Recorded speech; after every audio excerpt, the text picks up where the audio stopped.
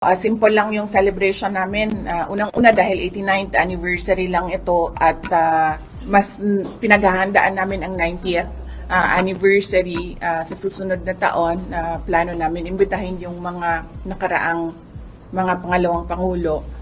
At nahati nga talaga kasi yung attention ng opisina dahil marami sa mga kababayan natin ang nasa evacuation centers dahil sa bagyo. So, ginawa namin simple na lang para mas marami yung mga personnel ng Office of the Vice President tumulong sa Disaster Operations Center. VP, ano na lang po paghahanda na po Pipito? Ngayon may bagong Pipito. Opo, sa Pipito. Yes, oo.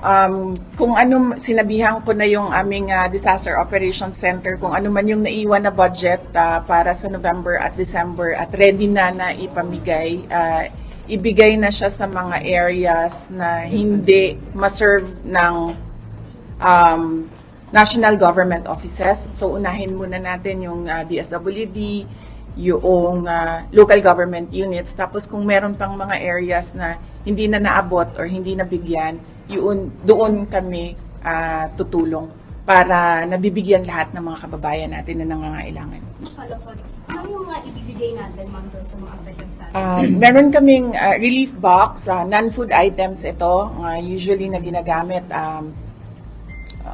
banig, yung mga personal necessities, yung mga ganon. At then meron din kaming food box, laman naman ito ay bigas at iba pang mga canned goods. Okay.